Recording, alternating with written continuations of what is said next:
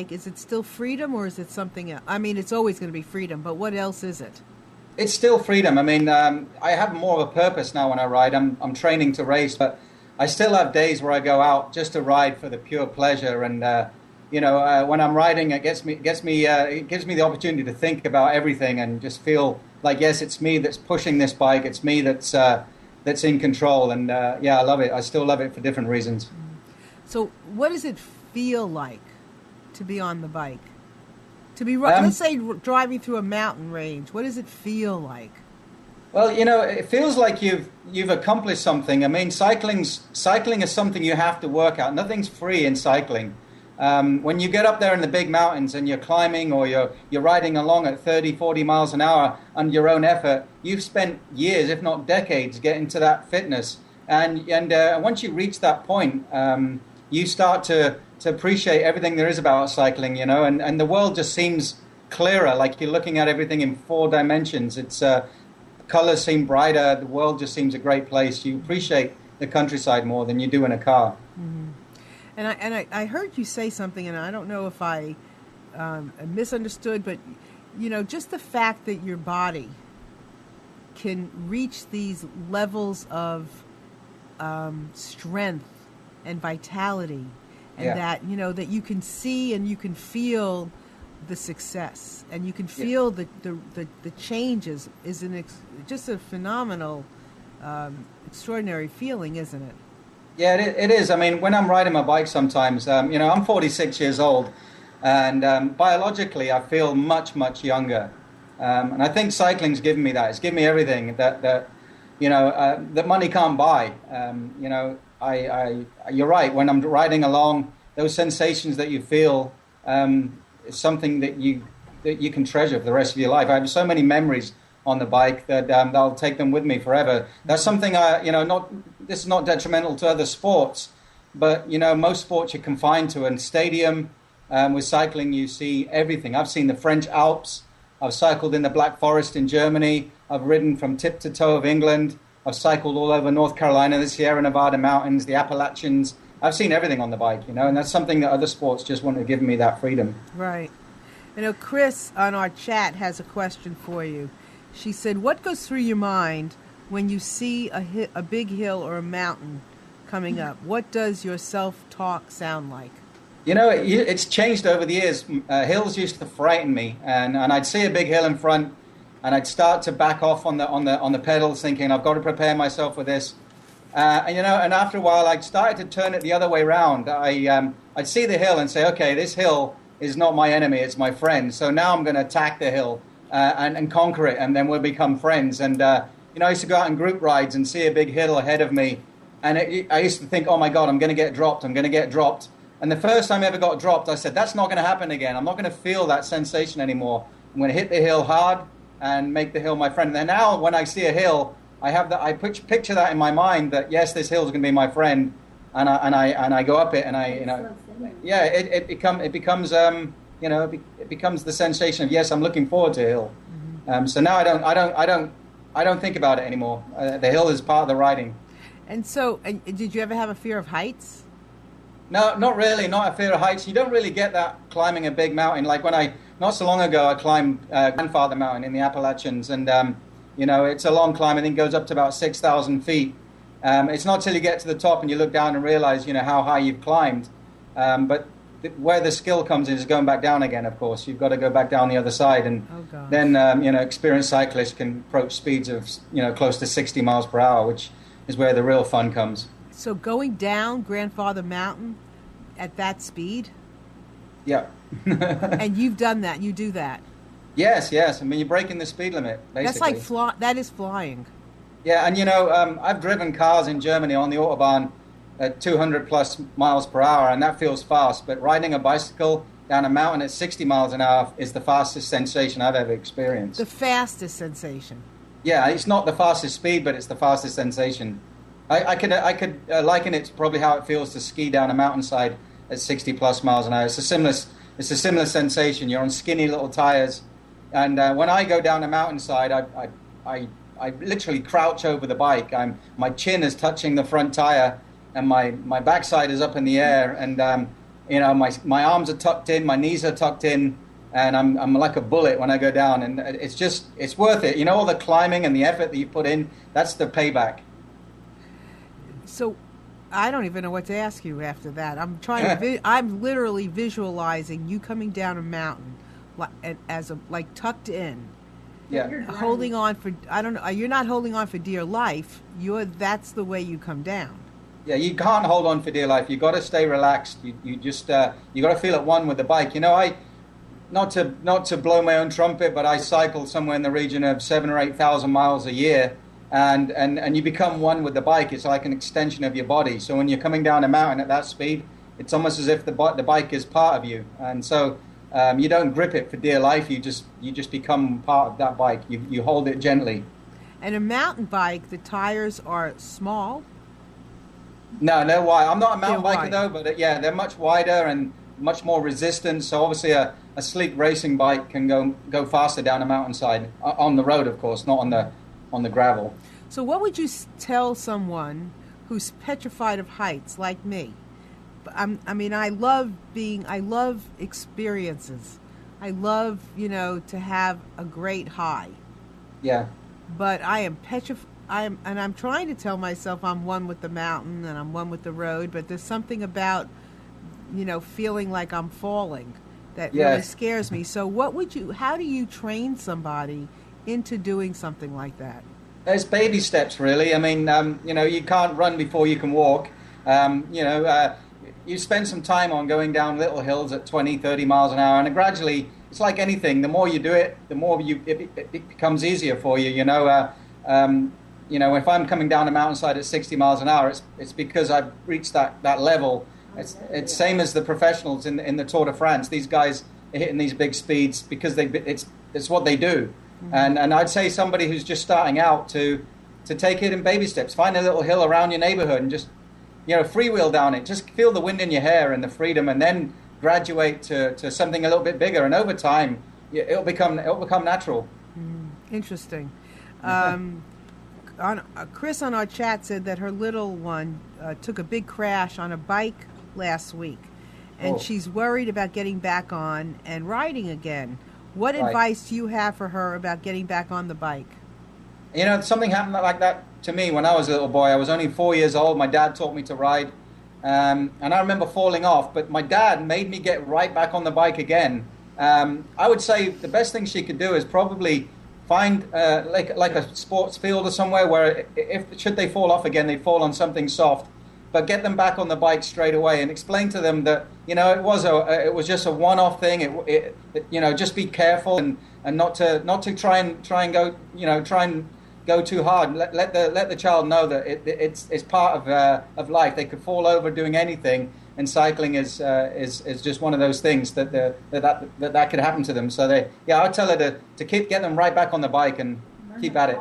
Yeah, and learn how to fall. Be there if they fall, but they'll forget about it before they know it. Yeah. So have you ever gotten really hurt? Yes, a couple of times. I've been hit a few. I'd say I'm lucky.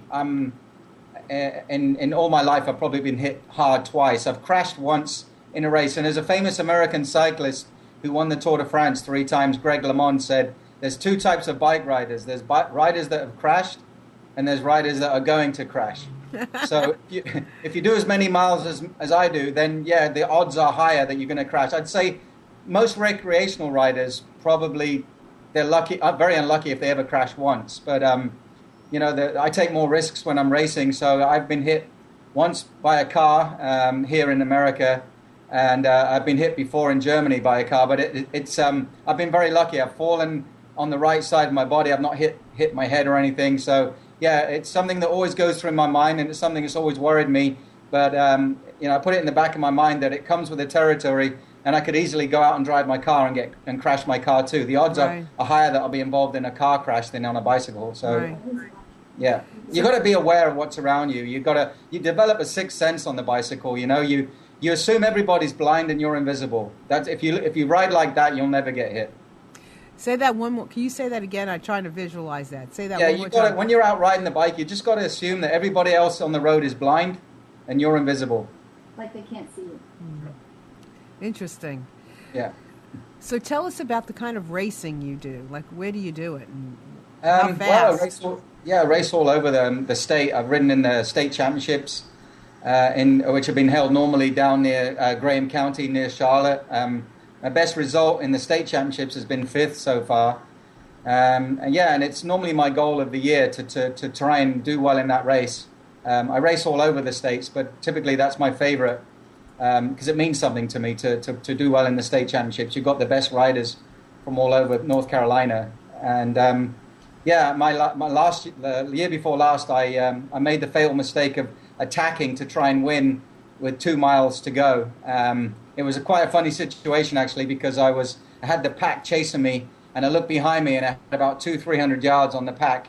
And every time I looked back, they were gaining on me steadily. But with 50 yards to go, they swallowed me like a big whale swallowing a small fish, and I got finished with the bunch. But at least I had a go, and that was the main thing. I just wanted to have a go.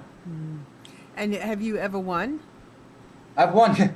Yes, I've won one race in my life, believe it or not. And I know that doesn't sound that great, but cycling's a lot different from most sports. To win a race it requires a lot of dedication, years and years and years of dedication, a lot of training, and a little bit of luck as well.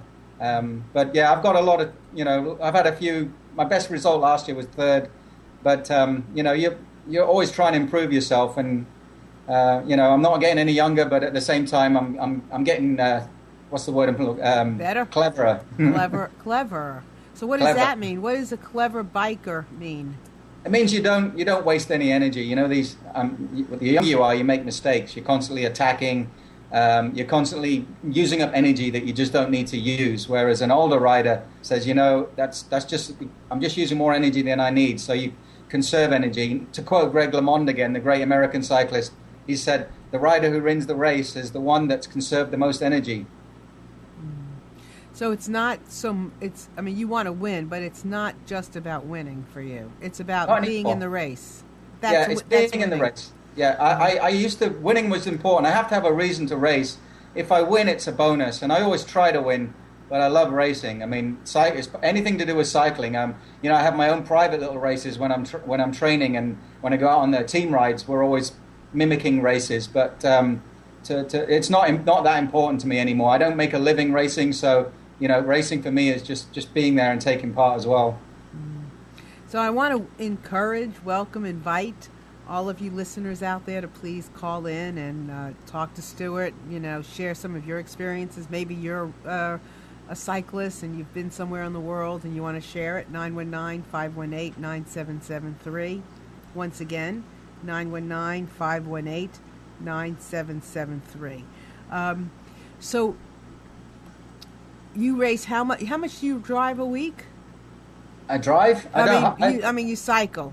I cycle, somewhere around in the peak season, around 300 miles a week. But right now it's around 200 miles a week, roughly.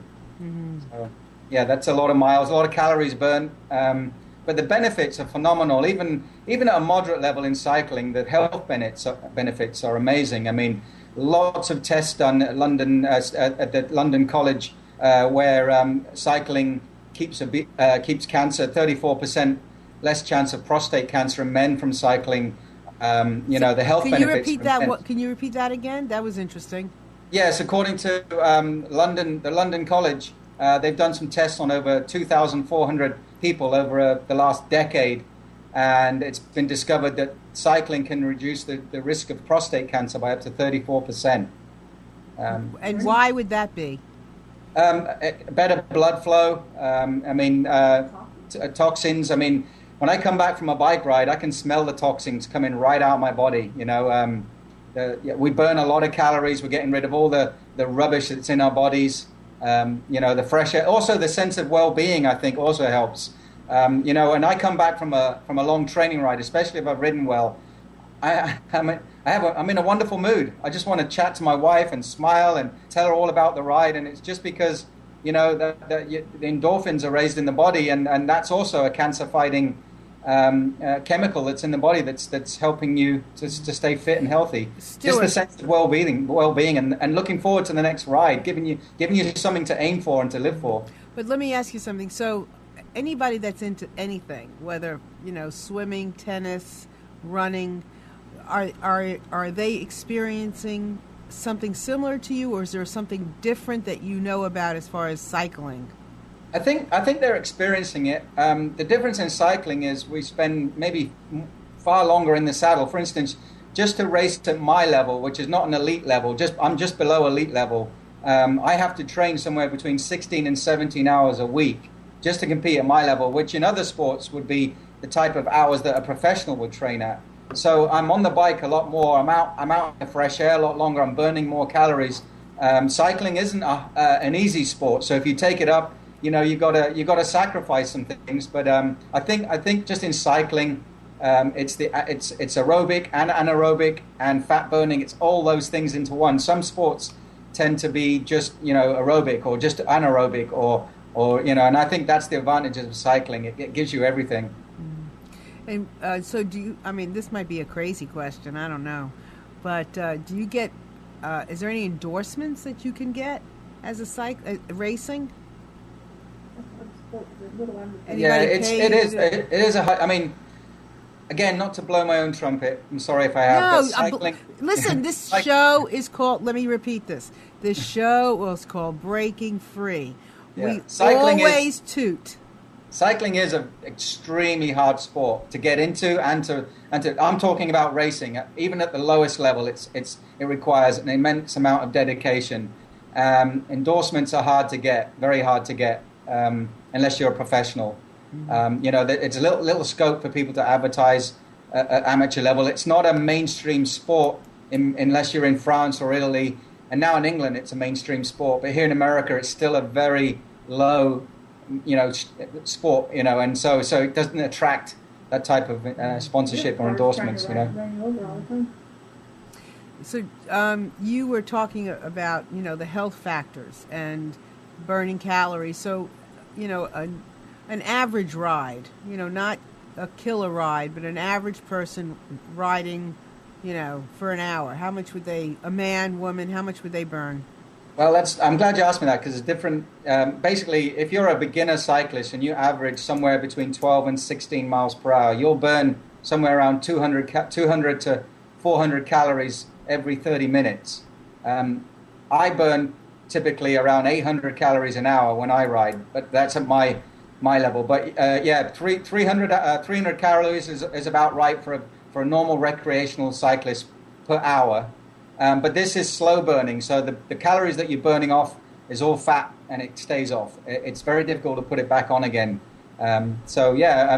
Typically though, most cyclists at even a beginner race level are burning somewhere around 1,500 calories every hour and a half. Wow. And difficult to put it back on. Yes, it is. Once it comes off in cycling, if you keep riding, it stays off. The advantages of cycling is it encourages you to eat healthy, encourages you to drink a lot of water.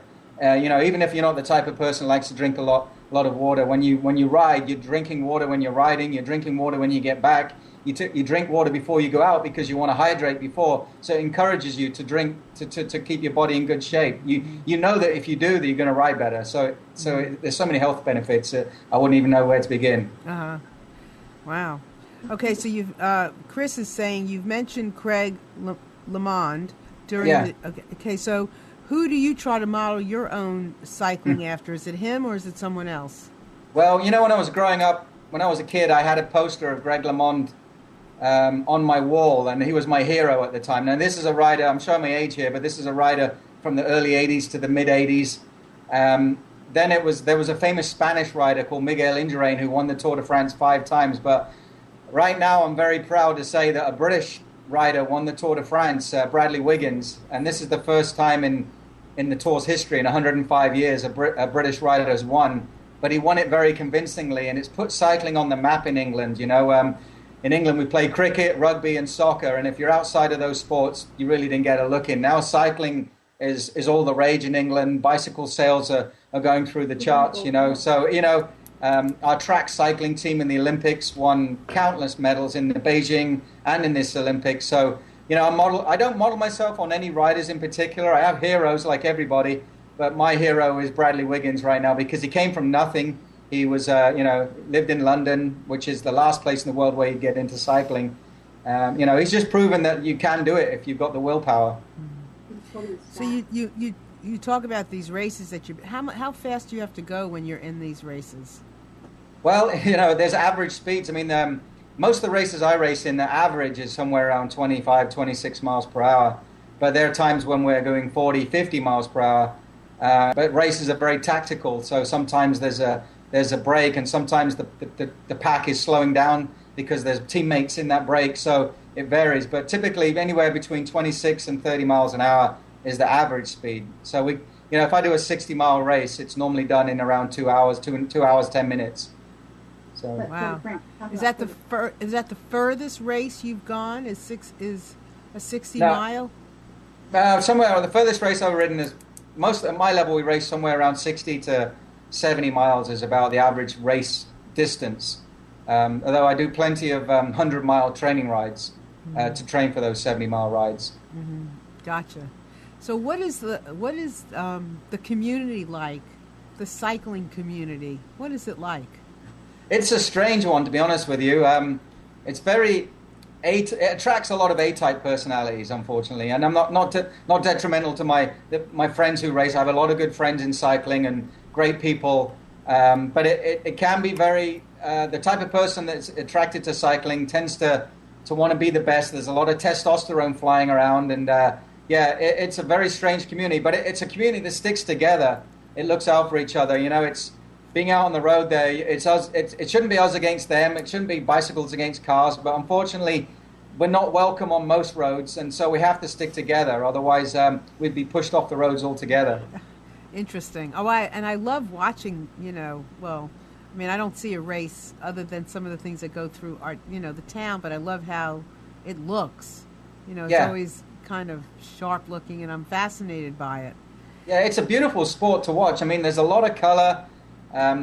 Cycling is constantly developing, and the technology involved in cycling now is phenomenal.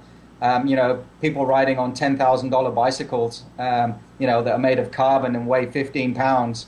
If you just go back 10 years ago, bicycles were made of steel and weigh 23 pounds. The game is moving very fast.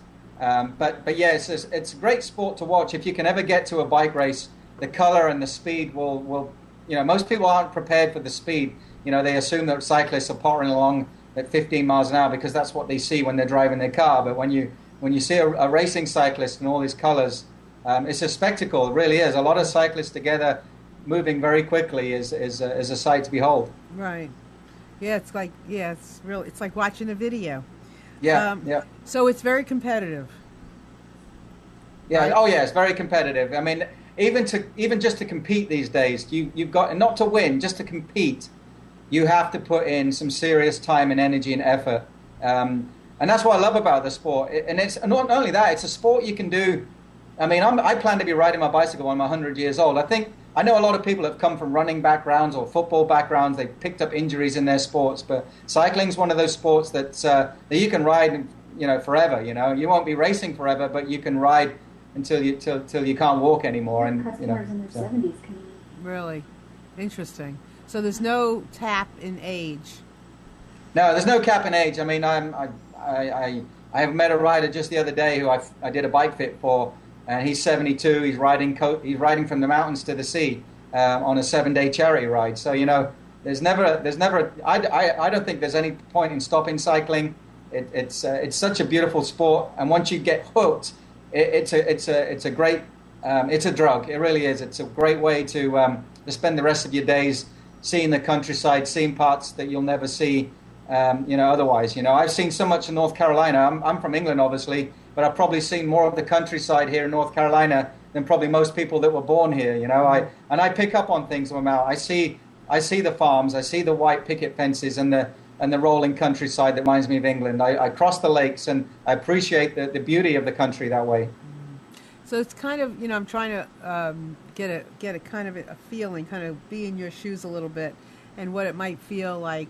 I mean, I remember riding a bike as a child, and I went on my daughter's bike last year, which I did not like because the wheels were way too small, and I was wobbling on them. I'd much rather be on a wider rim bike. But I don't. So, and I was concentrating on not falling off. But when you're on, and you know you can stay on, and you can go at a certain, so you can take part in the scenery. You look around, and you just, it's like you're driving through it, isn't it?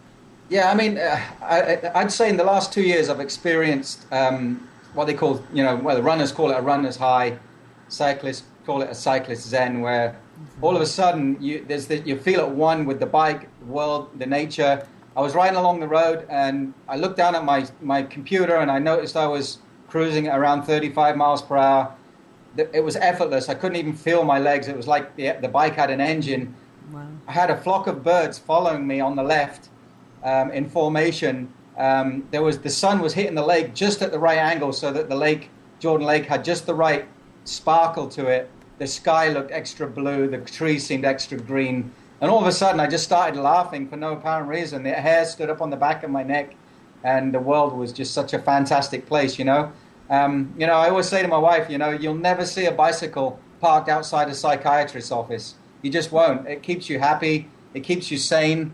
And it's something that money can't buy. I've said this so many times, not to get too political, but, you see so much corruption in the world and so many people that have made a lot of money from stealing it from others. But this type of thing that I experienced, no matter how much money, how many hundreds of billions of dollars they've taken, they can't buy that. I don't care how much money they have. They cannot buy it because what I have, they have to work for it, and I work for it, and when I get it, I appreciate it. So when you say work for it, you're talking about training for it. Training for it, yeah. There's no shortcuts. There really isn't. You can buy a better bike, and you can get the best coach in the world, but you still have to work for it. And and then when I reach these moments of cycling zen, it's 20 years of passion that's brought me to that point. And I might only get it for 2 or 3 minutes, but you can't put a price on it. I really can't. I wish everybody could feel it just for 10 seconds, what I feel for 2 or 3 minutes, and the world would fall in love with cycling. It's an interesting conversation in talking about the cycling, the zen, or the fact that you have to work for it, and what does that do to change? What could that do if people did that and experienced that personal gratification, personal satisfaction? Would they be as greedy? Would they? I don't think so. Okay. I don't think they would. I think what people are greedy because if you look at Wall Street and that sort of thing, those people are greedy because they have nothing else in their life. Cycling has taught me that I don't need any of that. I love what I do. I have a beautiful wife. I have a roof over my head. I have a job, and I can ride my bike. Sure, I'm not rich, but I'm rich in other ways. And I think it would change those people. I really do. I think cycling can change the world. I've ridden from northern Germany across the plains of northern Europe through France, Holland, and Belgium up to northern England and raised £10,000 for charity.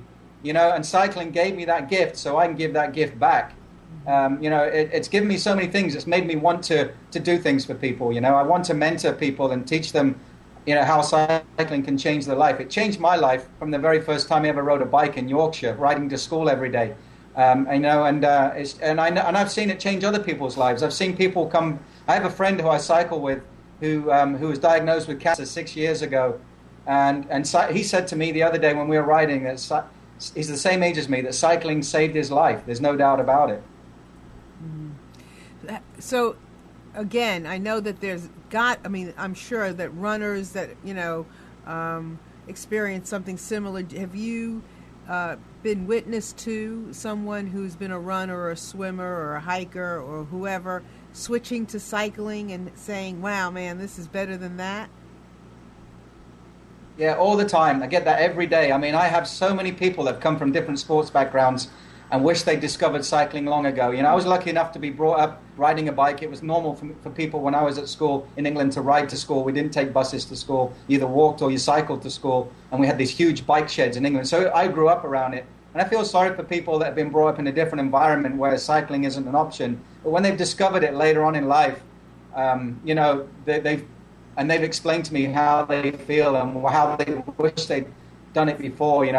Cycling is not as stressful on the joints, so you can continue to ride much longer. And so people come into the sport much later in their life and discover the world again, you know. And So, and that's a beautiful thought. Well, not as bad on your joints is one thing, but to be able to view the world. Yeah. And also, you know, what's really important, a lot of people I see come into the sport, they go out and buy a bike, and they don't last very long in the sport because they haven't, first of all, been given the right advice about what bike to buy, and secondly, they haven't been fitted correctly. I mean, I do fittings for people on bikes, and fitting is everything, feeling right with the bike, you know. I hate it when people walk away from the sport because they say, oh, it's not for me, it's too hard. But that can normally be rectified with a good bike fit, and you know, once they're fitted right, they can learn to love the sport much easier. Mm-hmm. And tell me about women. Women ride a lot? You mean, in what respect? Women make good cyclists? Yeah, I mean, women are, it's changing. The world's changing in that regard too. I mean, women cyclists now, women-specific bikes now that women tend to have longer legs and a shorter torso. So now the manufacturers are building bikes that are with the geometry that's designed around a woman's body.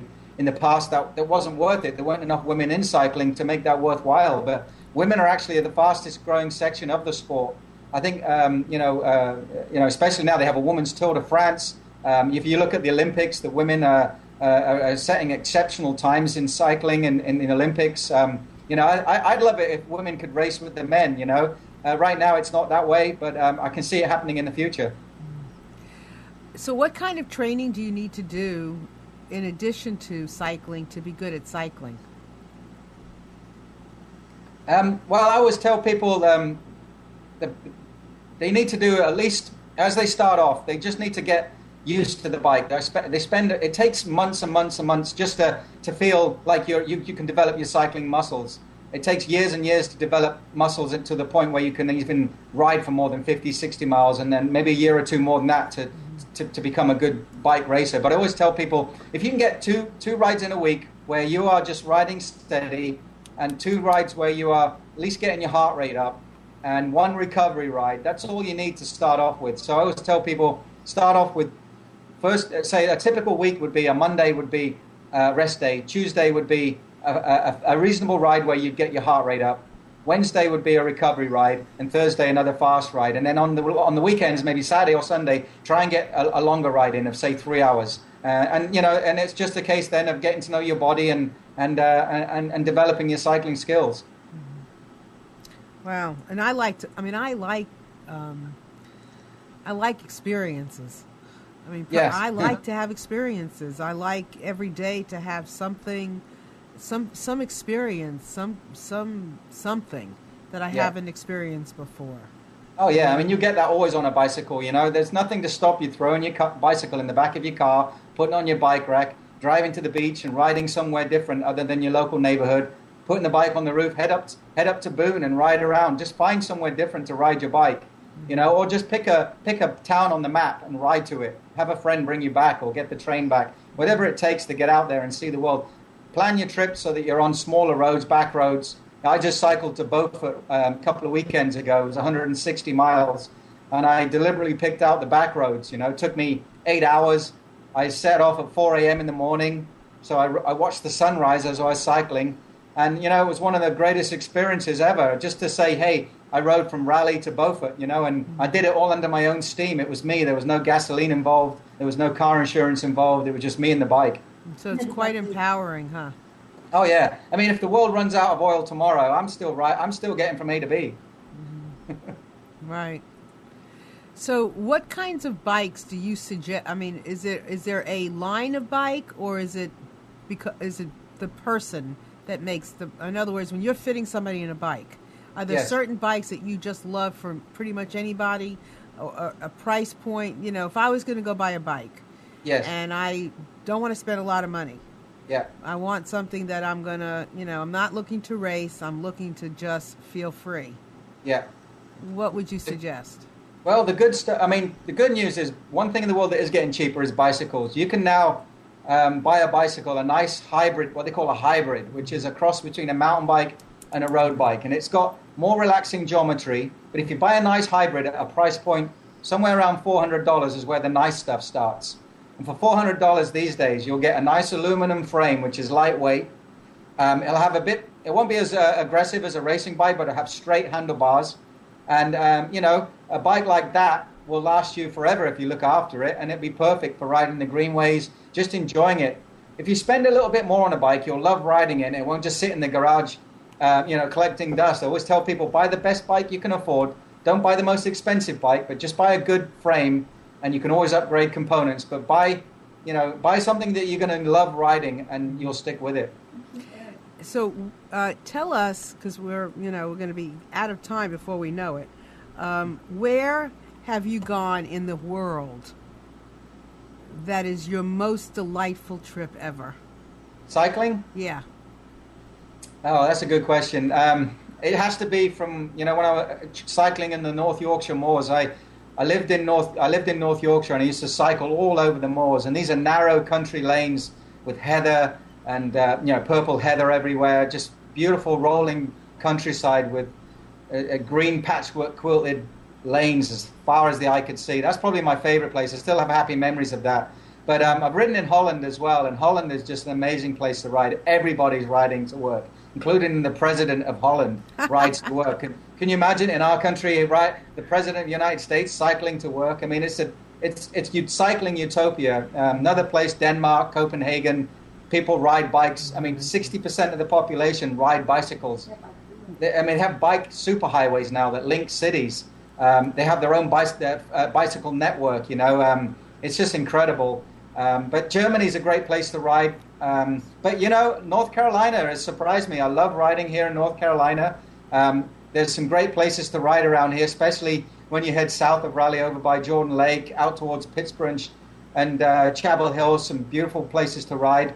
And of course, riding up near Boone and Blowing Rock, those areas of North Carolina. So I'd put North Carolina on my list too. But also, I have to say, California, rode in the foothills of Yosemite National Park and up there in Sierra Nevada, up near those areas. Incredible scenery. So that's the greatest thing. I've seen so much on the bike, and I've got plenty more to see. So what does a bicycle highway look like? Can you imagine a freeway? Take I-40 for instance, that goes from Raleigh obviously over to Durham or Chapel Hill, but get rid of the cars and just make it bicycle only. That's what it looks like. Now they do it. Is one of the main reasons they do it environmental? It's many reasons: environmental, health reasons. It's just because they figured out it allows for a higher standard of living. It's actually quicker. I mean, if you bicycle within a 5-mile radius of your house, if you live in an urban area, to take the bicycle is actually quicker than driving. And they figured that out a long time ago. That's very cool. So yeah, it's mostly health, but the Danish government, there are many tax incentives to ride a bicycle to work, and that's that reason the Danish do it. They also get, their healthcare system. They save around about $120 billion a year in health costs because they all cycle to work. Wow, we're a little behind here, aren't we? A little bit, but they're catching up. It's good to say that Raleigh Greenway is coming along great. They've now extended the Greenway from downtown Raleigh out to Falls Dam. Eventually, they're going to connect it to Shelley Lake, and the Greenway has impressed me so far. I mean, if you're just into recreational cycling, they're definitely moving forward here in the Triangle with cycling, and I've seen it grow since I've been here. So it's catching up, and there are cities in America that have better cycling infrastructure than this area, but they are catching up, and I think they're starting to see the benefits already. Yeah, I'm very interested in what you're saying, because I'm 58. I'm going to be. I think I'm 58. I'm going to be 58. You're still young for cycling. Oh, I feel like I'm young for a lot of things. I mean, seriously, I feel like life, in some regard, has just begun. Yeah. And none of this scares me. It's just, heights scare me. But starting something like cycling, if my husband's listening, he's probably going, holy, you know what? Here she goes again. But I just think life is, what the heck? Life is meant to live. It's meant to live, and you'll feel life on the bike. I mean, just to tell you the sensations that you get, the freedom, the sense of accomplishment, the health benefits. It also automatically encourages you to eat better, to drink more fluids. you'll see you'll get less colds. You'll feel more awake. You'll sleep better. The list is endless. In England, just recently, the government has started an incentive by encouraging people to ride to work by giving everybody £1,000 to buy a bicycle if they rode it a minimum 4 days a week. Are you kidding? Seriously? Yeah, this is the British version of cash for clunkers. But basically, this program has been going for about 2 years right now, and it's cost the British government over £200 million to give everybody £1,000 to buy a bicycle to ride to work. But they just recently did a study, and it saved the British government nearly £200 billion in healthcare costs. Yeah, but they have free medical care. That's right, but it would normally have cost the government. The government has saved that much money in healthcare costs. Lower obesity rates, lower asthma rates in children, attention deficit disorder, diabetes, all that sort of thing has dropped measurably with the British population in the last 2 years just because of that program. So right, I've been swimming for a while now, and I have to. Now with the winter months, it's a little harder because when it was summer, I could swim every day. Right. Yes. Now I have to go find myself a pool, and I can't use the pool in my neighborhood. But I'm determined, and it's just for me, it's magical for me. Yeah. I mean, I do bump into the wall occasionally because I just get into my stroke and. Yeah. But no, if you could just swim to work. If I could swim I don't know about that, but I'm not since if I could just swim to work. But I love being outside. Yeah, you'll love cycling then. Yeah, I mean, there's no such thing as bad weather either in cycling. There's just the wrong clothes. I heard that before with somebody with walking. Yeah. I'll dress up like the Michelin Man if I have to ride in cold weather. I do have a temperature cutoff though, and it's 30 degrees. That's my cutoff. What about in the snow? I'll go out in the snow if it's warm enough. Yeah. But 30 degrees. Why is that? Why 30? Well, if you're traveling at 20 miles an hour plus at 30 degrees, the wind chill factor is closer to 20 degrees, and even some of the best clothing in the world will not stop you from getting cold. And at the end of the day, I'm not paid to do it. I'm doing it for fun. So. As much as I get a lot of miles in the winter time, I cut back a little bit just because I love my sport, but I'm not a sadist. Well, you know what? I like that. I think that, to me, that makes a lot of sense. Because a lot of people go to the extreme of things, and then I think it's not about the thing. It's about something else. Yeah, it's something else. It's very rare it gets below that temperature here in North Carolina anyway, so I'm very lucky in that regard. So it's not many days that I can't go out, and if I'm 30 degrees in the mood for it, but on the whole. Stuart, can you repeat that again because your internet was cutting out? Repeat what you just said again. Yeah, I just said even if it drops below 30 degrees. I have that point where even I'm not that brave. I have my limits. I hear you. Well, a little earlier, Chris asked about these cameras. She said that she's noticed several people cycling around town wearing cameras on their helmets. Yeah, GoPro. What is it about that? It's a camera called a GoPro, and HD camera, so you can obviously video your ride and put it on YouTube or anything like that. I plan to do that this year. To get one and put it on my helmet so people can see from my perspective what it's like to be in a bike race, how close you are to the other riders. It's quite scary if you're not used to it, inches away from each other's wheel, and 30 miles an hour, 40 miles an hour, if somebody just touches you, you could go down. And when you go down, you got the domino effect. You could bring everybody down with you. But, it'd be great to capture that sensation on the camera just so you can show people what it's like. And just to give you an idea, once somebody asked me, they said, what's it like to crash in a bike race? And not to scare people or put people off, but it comes with the territory. But if you strip down naked and then jump into your car and drive up to 40 miles an hour, then open the door and jump out, that's what it's like to crash in a bike race. Well, you gave, not only did you give me a visual, but you also gave me the feeling. And I'm not sitting here and he's squirming in his seat. I wish you could see him now. This big man over here is just like doubling over and in pain. Yeah. But I don't want to put anybody off. The chances of crashing are extremely low. And if you're just doing it for recreational and fitness, that's obviously nothing that you have to worry about. You're not riding in a big group. And it does take a lot of time and practice to ride in a large group of bike riders. So I don't want to put anybody off the sport. I always encourage people wherever I go. So, there's a reason why the French call the bicycle the little queen. And to me, it's one of the greatest inventions of mankind. The bicycle has been around for about 130 years, 140 years, as we know it. And I don't expect it'll ever go away. The car will go one day, and there'll something else to replace it. But the bicycle was here to stay forever, and it can't be improved upon. They've tried to improve on the design, and although materials change, the bicycle design has never changed, and I doubt it ever will. Well, you have certainly left us with and you haven't left yet, but you're certainly leaving us with quite, me personally, a yearning to get my butt on a bike. Oh, I'm so happy. That makes me happy. Every person that I know has got into cycling because of me. It really does. It touches me. I'm really happy. I've met so many people that I got into cycling, and they come back to tell me how it's changed their life. And if you go out and ride a bike and love it and enjoy it, then they've made me a happier man. Well, I'm curious to know how much more my life can change. I mean, first of all, you can add at least 10, 15 years to your life expectancy. Well, I like that. And then your well-being as well, and you'll just feel better in general. You'll be amazed.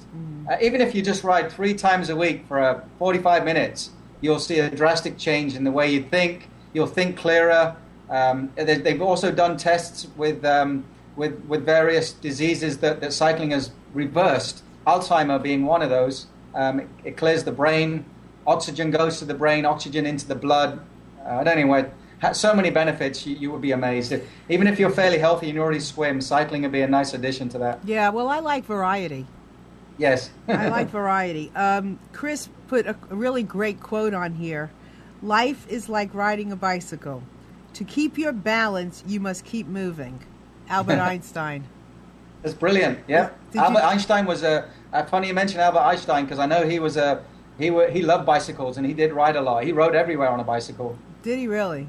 Yep. Well, there's his quote. So I know you're in North Carolina. Many of our listeners could be anywhere in the world, but that doesn't mean that they can't connect with you about buying a bicycle.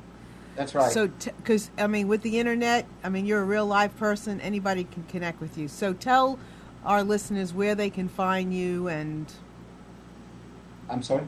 Where they can find you. Where can they find you if they want to buy a bicycle from you? Oh, okay. Well, They can reach me directly on. I'll give my email, right? Yeah, you can give me your email. Any questions they have. You do bike fittings. Yeah, I do bike fittings as well, but they can contact me on. I do the white list. Yeah. Sorry. Yeah. They can contact me on whiteways@gmail.com. That's my. I do a lot of bike fitting, so anybody's interested in having me look at them, I can look at their lifestyle and how they look and how they feel on the bike and advise them. They can contact me on that web address. So you do bike fittings, but then do you also sell the bikes, or they have to go somewhere else? Well, I work at a bike shop, so I can certainly advise them on what bikes to buy. But I do bike fittings, and I mentor younger riders in how to get into the sport. This year, my goal is to get more and more people into cycling and into racing, and I'm going to be doing video blogs and teaching people different aspects of the sport, everything from how to climb. I actually have a YouTube video where I teach people how to climb a hill, and climbing is something that a lot of cyclists are worried about. So I give them some pointers on the best way to tackle hills, and there'll be more video blogs coming out with how to sprint, how to train, how to eat, how to sleep, how to dress, everything. All for riding a bike. All for riding a bike, yeah. Perfect. Okay, so go to our Facebook page for the Breaking Free Show and put your information there so people can remember and find you. Sure, yeah. It's like a directory. It's a great way for our listeners to, to get in touch with you again. And I want to thank you so much for sharing this with us tonight. This has been extraordinary. Oh, you're welcome. Yeah, I enjoyed it. Thank you. Thank you very much. I'm so delighted, and I encourage everyone out there to, to experiment with things like this. I mean, I think it's phenomenal. Opens up a whole new world, and I'm going to do it. And then I'm going to tell you all about it. So, and I might come in with skin knee, but who cares? So thank you all so much. Have a wonderful evening. Stuart, thank you so much for being such a great guest. You've been vibrant, and I really appreciate it. Thank you. You're welcome. My pleasure. Thanks. Take care, everyone, and we'll see you all next week. Good night. You are tuned to the Nissan Communications Network. Our weekly lineup of call-in programs includes Computers 2K Now with Amnon Nissan, Sundays 9 a.m. to noon. Health In with Debbie Brooke, Mondays 11 a.m. to noon. The Scope of Things with Marilyn Shannon, Mondays 7 to 8 p.m. Breaking Free with Marilyn Shannon, Mondays 8 to 9 p.m. Body Talk with Cindy Prince, first Tuesdays 8 to 9 p.m. Reawaken Your Brilliance with Julie Seibert, Wednesdays 8 to 9 p.m. And if you tuned in too late, you can always watch each program in its entirety or download an MP3 audio file of it at www.nissancommunications.com. Sponsored by thatvidblasterguy.com, carolinaapparel.com, and deltaforce.net.